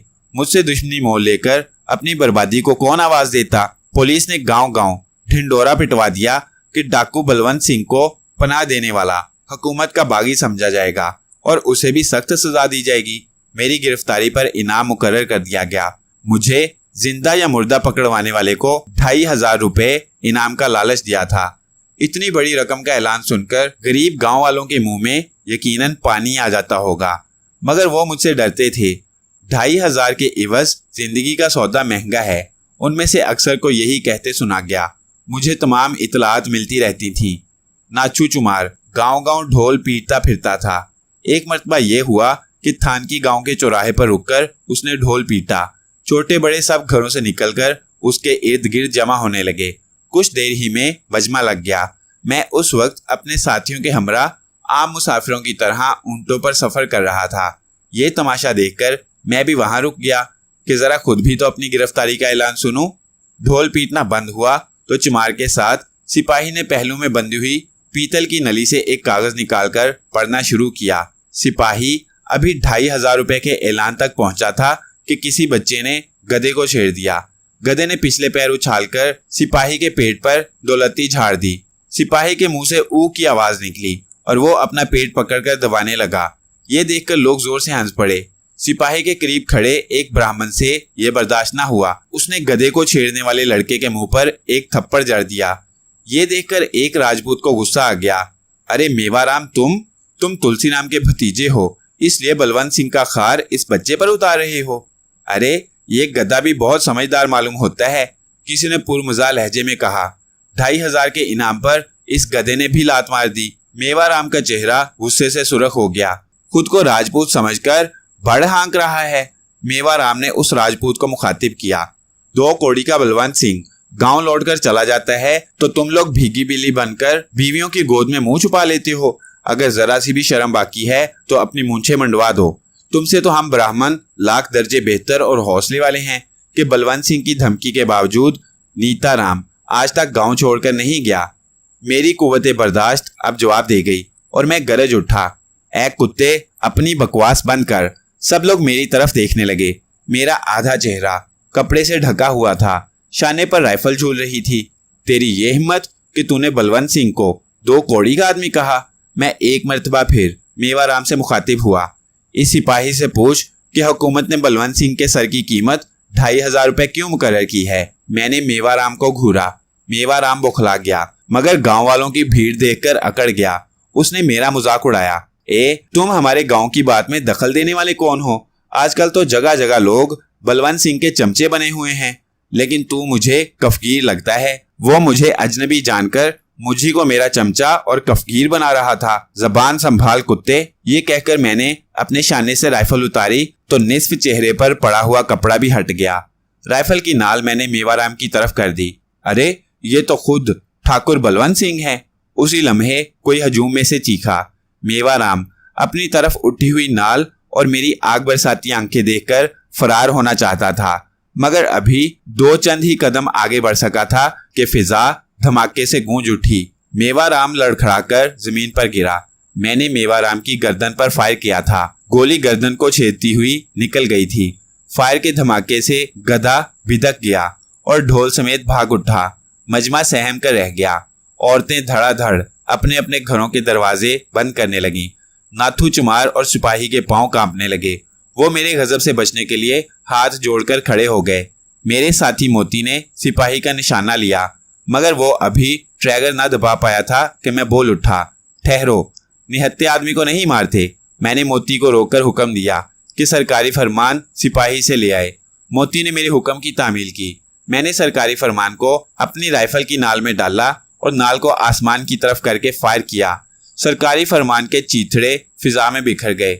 अपने पुलिस चीफ से जाकर कह देना कि औरतों की तरह ढोल पिटवाने की बजाय आमने सामने मुकाबला करे। बलवंत सिंह के सर की कीमत वसूल करने का ख्वाहिशमंद जिंदा नहीं रह सकता। ऐसे किसी भी शख्स का सर उसके शानों पर सलामत रहना नामुमकिन है। मैं सिपाही से मुखातिब था। मेवाराम की लाश अभी तक जमीन पर पड़ी थी, मगर किसी में इतनी हिम्मत नहीं थी कि उसके करीब जा सकता।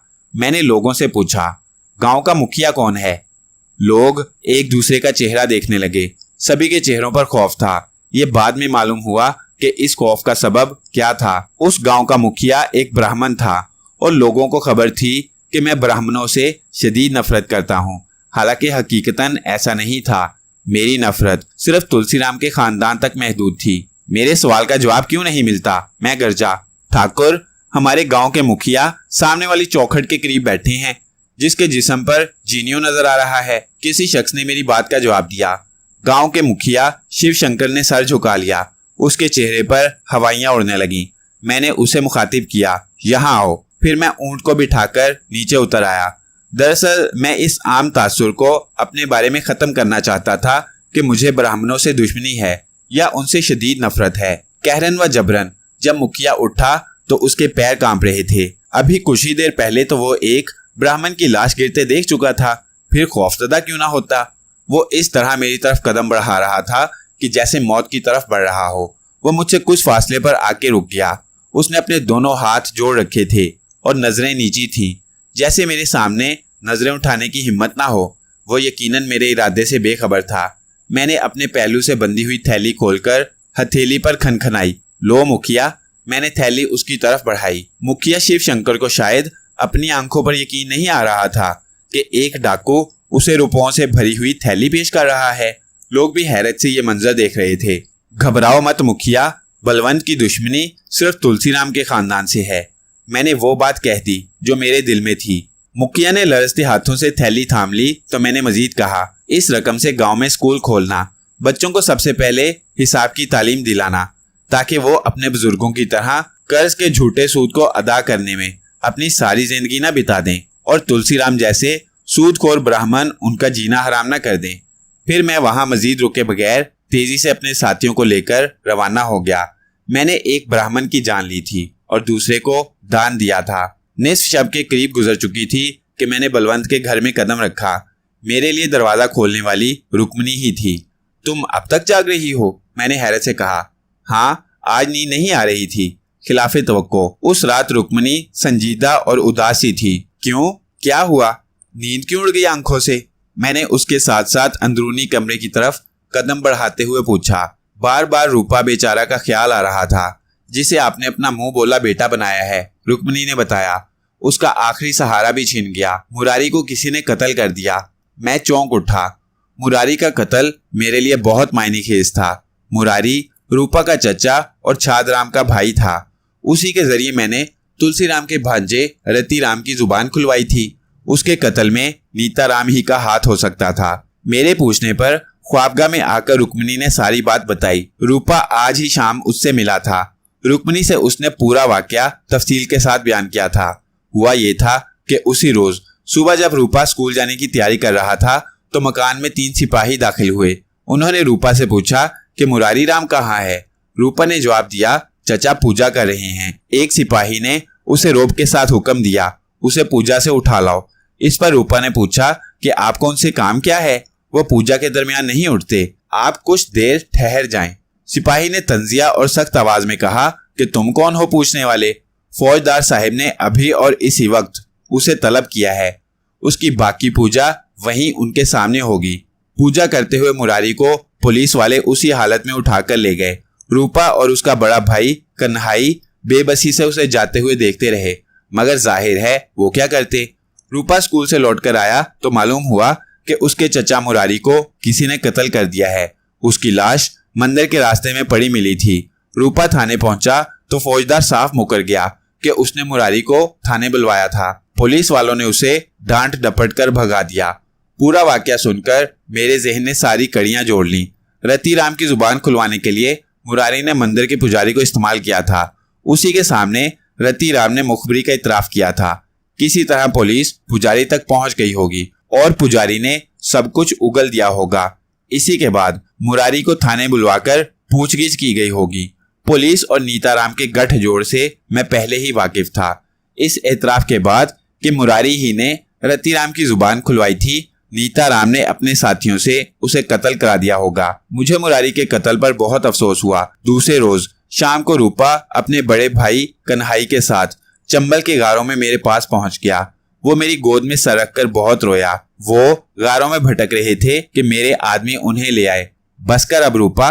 मैंने रूपा की पुश्त पर हाथ फेरकर उसे तसल्ली दी। मर्द बनना है तो आंसुओं को पीना सीख, तकलीफ को बर्दाश्त कर बेटे। रूपा का बड़ा भाई कन्हई वहां गारों में आने के मुतालिक बताने लगा। मुरारी के कत्ल की तफसील वो पहले ही बयान कर चुका था। मैंने ये जाहिर नहीं होने दिया कि मुझे गुज़िश्ता रात ही सब कुछ पता चल गया था। कन्हई कह रहा था, चाचू की चिता ठंडी करने के बाद शमशान घाट से वापस आकर हम चारों भाई गुमसुम बैठे हुए थे कि अचानक रूपा बोला कि मैं अब स्कूल नहीं जाऊंगा। हम तीनों भाई उसे हैरत से देखने लगे। फिर मैंने कहा कि रूपा, हम तुमसे बड़े हैं, घर के खर्च की जिम्मेदारी हम पर है, तुम स्कूल नहीं छोड़ोगे। इस पर रूपा कहने लगा, मैं गांव छोड़कर ताया के पास चला जाऊंगा, मुझे अपने चाचा का इंतकाम लेना है। हम सब भाइयों ने समझाया कि ये हमारा काम नहीं, ब्राह्मण का बेटा कत्ल नहीं कर सकता, मगर रूपा नहीं माना। फिर हमने इस खदशे का इजहार किया कि अगर तुमने ऐसा किया तो पुलिस हमें भी चैन से नहीं बैठने देगी। रूपा ने मशवरा दिया कि फिर तुम लोग गांव छोड़ दो, मैं ताया के पास चला जाऊंगा। मैंने भी इसके साथ यहाँ आने का फैसला कर लिया। हमारा ख्याल है कि चाचा के कत्ल में नीताराम का हाथ है। फौजदार से उसकी बहुत दोस्ती है। कन्हई ने बिल्कुल सही नतीजा अखज किया था। मैंने तायीद की, तुम ठीक कहते हो बेटे। फौजदार के जरिए नीताराम ने सही बात जान ली होगी। तुम्हारे चचा मुरारी ही ने रतिराम की जुबान खुलवाई थी। यकीनन उसे इसी की सजा मिली है। नीताराम ही ने मुरारी को मरवाया है। मैं भी नीताराम को जिंदा नहीं छोड़ूंगा, मगर इसमें अभी कुछ वक्त लगेगा। पुलिस से टकराने के लिए मुझे पूरी तैयारी करनी है। उस वक्त तक तुम दोनों यहीं मेरे पास रहो। मेरी बात सुनते ही रूपा का सर एक झटके से बुलंद हुआ। ताया, आपने ये क्या कहा? हम यहाँ से वापस जाने के लिए नहीं आए, रूपा बोला। उसकी आंखों के आंसू जैसे भाप बनकर उड़ चुके थे। अब तो आप ही हमारे बाप की जगह हैं, हमें यहीं जीना मरना है। मैंने रूपा की तरफ देखा। उसके लहजे में मुझे पुख्तगी महसूस हुई। मैं उसके सर पर हाथ फेर कर बोला, नहीं रूपा बेटे, मैं तुझे इस रास्ते पर चलने नहीं दूंगा। तेरे बाप ने तुझे ज्योतिष में माहिर बनाने का ख्वाब देखा था। मरते वक्त उसने तेरी जिम्मेदारी मुझ पर डाल दी थी। नहीं, मैं एक ब्राह्मणजादे को डाकू नहीं बनने दूंगा। लेकिन अब मैं ब्राह्मण का बेटा नहीं रहा। मेरे सर पर तो आपने हाथ रखा है। रूपा पूरे तमाद आवाज में कहने लगा, मैं अपने चाचा का इंतकाम लेने की सौगंध खाकर यहाँ आया हूँ।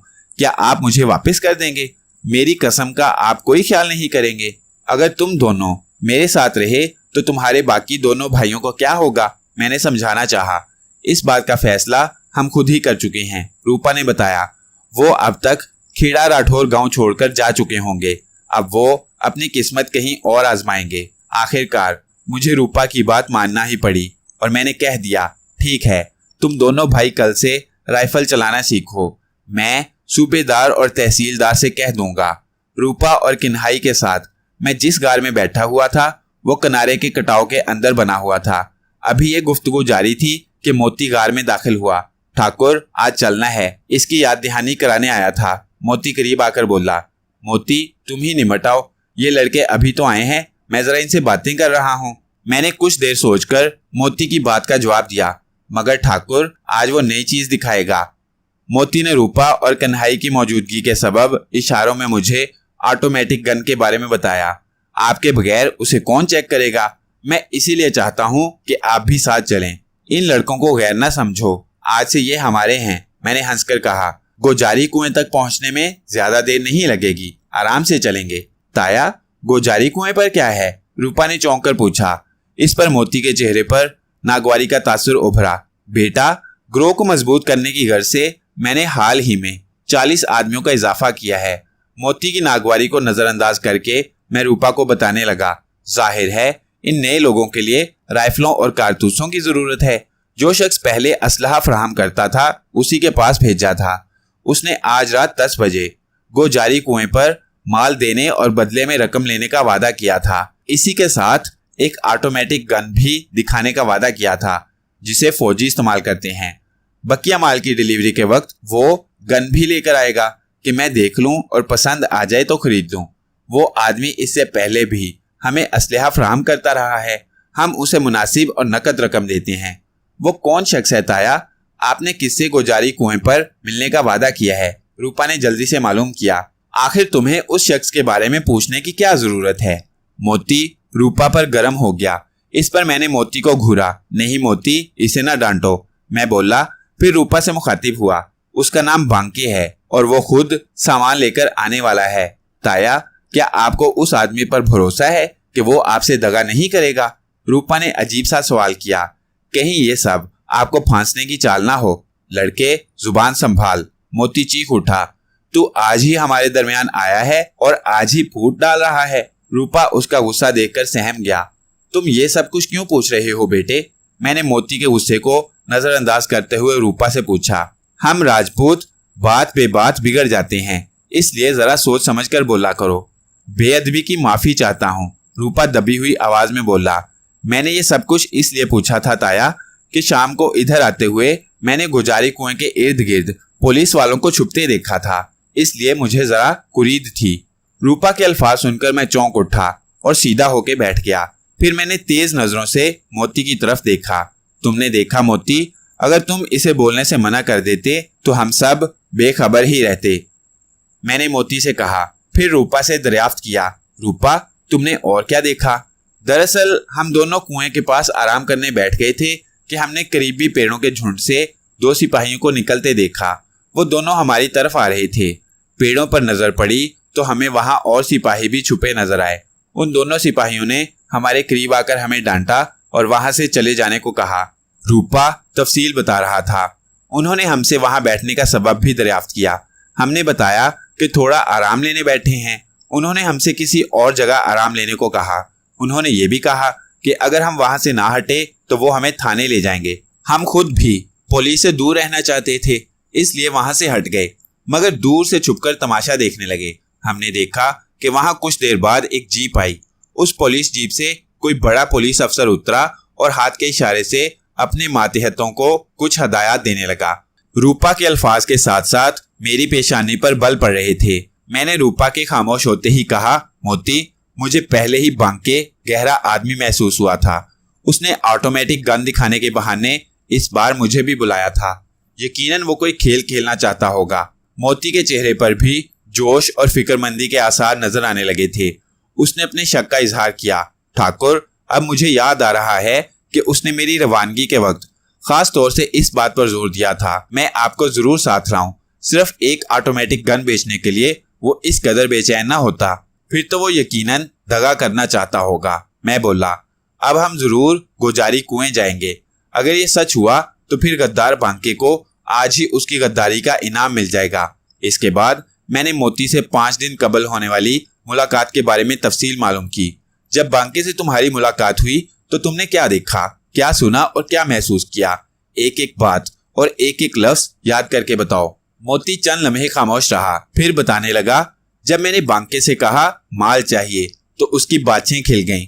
मुझे यूं लगा जैसे वो मेरी ही आमद का मुंतजिर था। कहने लगा, मोती तुम तो मेरे पीछे पड़ गए हो, तुम आखिर इतना माल कहाँ बहा देती हो। इस पर मैंने कहा, ये तो खैर बाद में बता दूंगा, लेकिन बांके पहले ये बताओ कि जब मैं घर में दाखिल हुआ था तो यहाँ मैंने एक अजनबी शख्स को देखा था, कौन है वो? बांके ने कुछ हिचकिचाते हुए जवाब दिया, उसकी फिक्र ना करो मोती, वो मेरा मेहमान है, वो जयपुर से आया है, भगत आदमी है। ये सुनकर मुझे इत्मीनान हो गया और उसे ग्रोह में नए आदमी की शमूलियत के मुतालिक बताया और पूछा कब आऊं। फिर मेरे सवाल का जवाब देने से पहले उसने ऑटोमेटिक गन के बारे में बताया और इस बात पर जोर दिया कि खुद ठाकुर गन देखने आए। इसी के बाद बांके ने आज रात 10 बजे गोजारी कुएं पर माल की डिलीवरी देने को कहा और फिर मैं चला आया। अजनबी शख्स, मैं बुड़बुड़ाया। सादा लिबास में वो पुलिस का कोई आदमी भी हो सकता है। मोती खामोश रहा तो मैं उठ खड़ा हुआ। चलो, लेकिन कहाँ ठाकुर? मोती ने हैरान सा होकर सवाल किया। बांके और उस अजनबी भगत से मिलने। मेरा लहजा मायने खेज था। ज्यादा भीड़ भाड़ की जरूरत नहीं, अपने साथ सिर्फ 5 मुसल्ला आदमी ले लो। सूरज उस वक्त तक डूबा नहीं था कि मैं मोती और अपने 5 मुसल्ला साथियों के हमरा करीबी गांव पहुंच गया। बांके उसी गांव में रहता था। मैं सीधा उसके घर पहुंच गया। मेरी खिलाफ तवक्को आमद पर पहले वो कुछ घबराया, फिर अपने हवास पर काबू पा लिया। वो अजनबी शख्स भी वहां मौजूद था जिसका तज़किरा मोती से मैं सुन चुका था। अपने चेहरे और हुलिये से मुझे वो हरगिज कोई भगत नहीं लगा, वो कोई अय्यार आदमी मालूम होता था। बांके, ऑटोमेटिक गन कहाँ है? मैंने सवाल किया। मैं वो गन देखने आया हूँ ठाकुर, मुझे अभी गन लेने के लिए जाना है। बांके ने बहाना किया। हमें रात को क्योंकि गुजारी कुएं पर मिलना था, इसलिए मैंने सोचा अभी वक्त है। जब बांकी ये जवाब दे रहा था तो मैंने अजनबी शख्स को मुज़तरिब सा महसूस किया। मुझे लगा जैसे वो वहां से फरार होने के लिए पर तोल रहा हो। मैंने अपने 2 आदमियों को मखसूस इशारा किया। उन्होंने अपनी राइफलों की नालें उस अजनबी की दोनों पहलुओं से लगा दी। मुझे गन अभी चाहिए बांके, मैं जोर देकर बोला। मुझे यकीन था कि बांके के पास कोई ऐसी गन नहीं, न इस सिलसिले में किसी से उसकी बात हुई है। ऑटोमेटिक गन की कहानी तो महज मुझे फांसने के लिए सुनाई गई है। अपनी बात जारी रखते हुए मैंने मजीद कहा, जहां से वो गन लानी है चलो, मैं भी तुम्हारे साथ चलता हूँ। बांके हवास बागता सा नजर आने लगा। इसके बावजूद उसने अदाकारी जारी रखी। ठाकुर, इस तरह जल्दबाजी में क्या हो सकता है? तुम मुकर्ररा वक्त पर गोजारी कुएं आ जाना, मैं माल लेकर वहां पहुंच जाऊंगा, गन भी मेरे साथ होगी।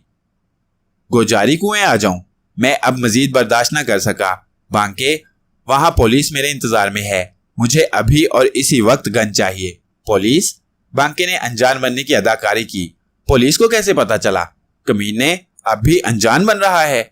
ये कहते हुए मैंने उसके सर पर राइफल का बट मारा और वो लहराकर जमीन पर गिरा। दोनों को बांधकर गारों में ले चलो। मोती और दूसरे साथियों ने उन दोनों को बांध लिया और फिर हम गारों में पहुंच गए। बेहोश बांके उस वक्त तक होश में आ चुका था।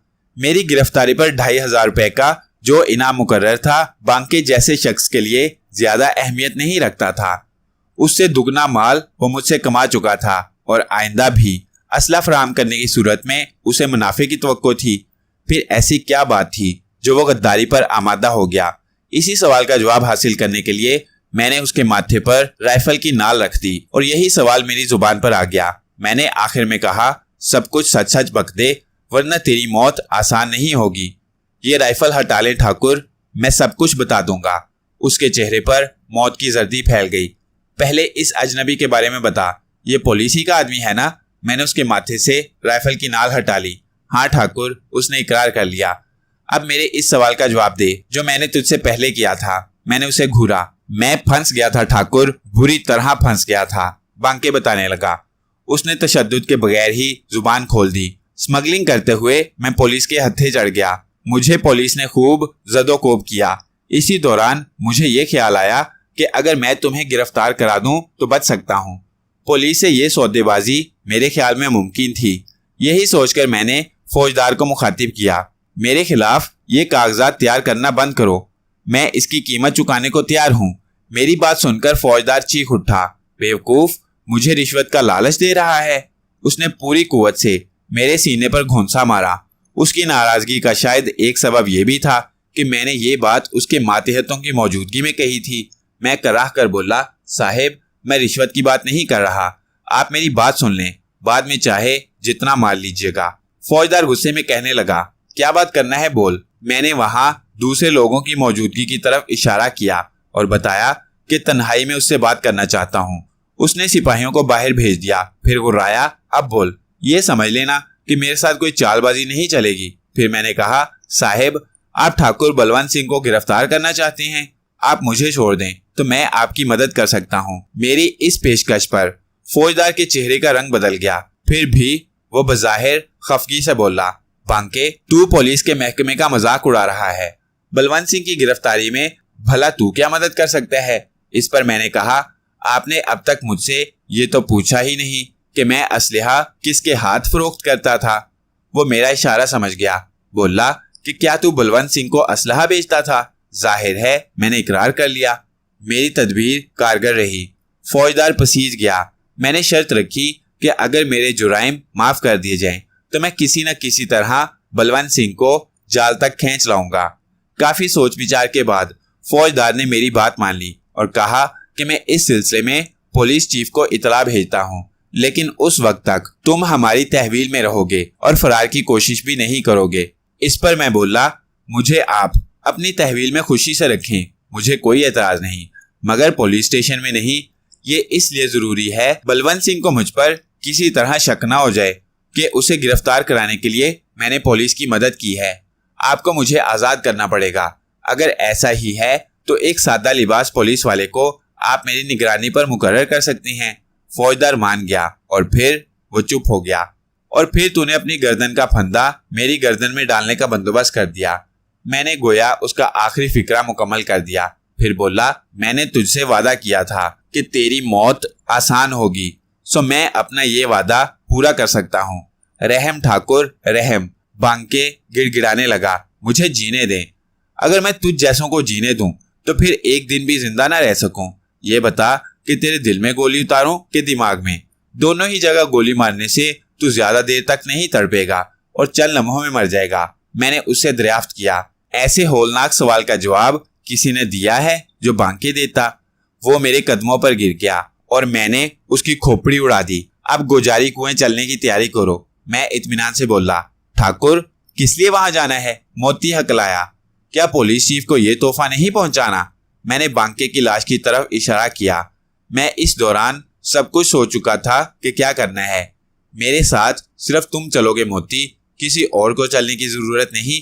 जो ठाकुर का हुक्म। मोती को कहना ही पड़ा। सादा लिबास पुलिस वाले ने भी किसी तशद्दुद के बगैर बांके के बयान की तस्दीक कर दी और मुझसे जिंदगी की भीख मांगने लगा। उसे ये इल्म नहीं था कि मैं पहले ही उसे जिंदा रखने का फैसला कर चुका था। उसे जिंदा रखना मेरे मंसूबे का हिस्सा था। मैंने उस पुलिस वाले को जां बख्शी का मजदा सुना दिया और मोती को अलग ले जाकर अपना मंसूबा समझाने लगा।